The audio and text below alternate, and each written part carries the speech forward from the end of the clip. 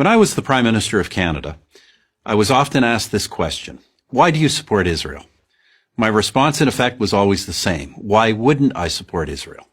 Why wouldn't I support a fellow democratic nation where open elections, free speech, and religious tolerance are the everyday norm? Why wouldn't I support a country with a vibrant free press and an independent judiciary?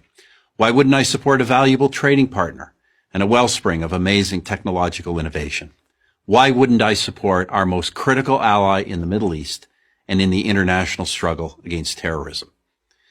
In a rational world, in a world where simple common sense prevailed, the question, why do you support Israel, would be like asking, why do you support Australia or Canada? But we don't live in that rational common sense world. So the case for Israel has to be made over and over. I, for one, am happy to make it. Let me start with this. Every military action Israel has ever taken has been to protect itself. Israel is not an aggressor state. It's a defensive state. This has been true from its founding to this day. As a fledgling nation in 1948, Israel was immediately attacked by its Arab neighbors. Their goal was not to contain the tiny new country. It was to annihilate it. No nation came to Israel's aid. Not the United States, not my country, Canada, not the United Kingdom. No one. They all thought Israel would lose, but it didn't lose. It won. In 1967, Israel's neighbors again sought to utterly destroy the Jewish state, a nation that had then existed for 2 decades. Again, Israel prevailed, and it survived another all-out attack in 1973. Those are the big wars, but I'm not sure there's been a single day in Israel's entire history when some act of terror has not been waged against it, inside or outside its borders. There have been 2 bloody waves of terror, so-called intifadas, in the late 1980s and the early 2000s, when Israelis were blown up on buses, at pizza parlors, and celebrating weddings. There have been incursions from terror groups like Hezbollah in Lebanon. There have been thousands of rocket attacks from Hamas in the Gaza Strip, even after Israel completely withdrew from that territory in 2005. In between the wars, in between the terror, Israel has sought peace with its neighbors, and it has achieved peace treaties with Egypt and Jordan. For others, however, every Israeli gesture for peace is met with incitement and violence. I recount this history for one reason. Any nation that has endured what Israel has endured could easily have become a police state. But through it all, Israel has never abandoned its commitment to the rule of law, to democracy, to tolerance. 1/5 of its citizens are Muslim. They enjoy the same rights as Jewish citizens.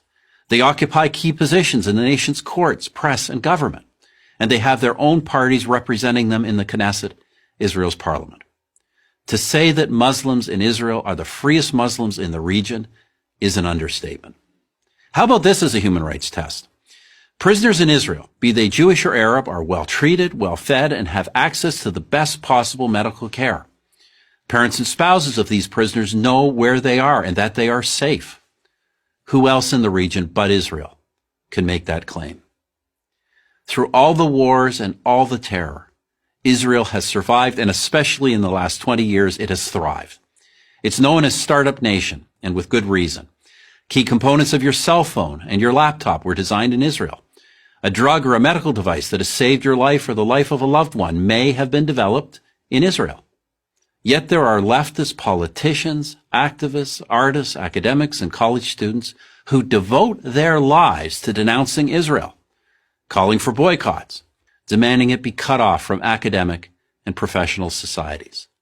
Do they denounce the Palestinian leadership that hasn't held an election in well over a decade? Do they denounce the leadership of Hamas, who use women and children as human shields to protect their fighters? No, they denounce free, vibrant, democratic, innovative Israel. With all the brutal and violent regimes, not only in the Middle East, but around the world, how is one to explain singling out Israel for condemnation? Sadly, only one explanation fits: anti-Semitism. Do these haters of Israel question the legitimacy of any other democratic nation, of any nation for that matter? Of course, the answer is no. Somehow they only manage to oppose the Jewish one. The State of Israel has now existed for 70 years. It is one of the freest, most prosperous, most successful nations on earth. Why do I support Israel? Why wouldn't I? Why wouldn't anyone? I'm Stephen Harper, 22nd Prime Minister of Canada for Prager University.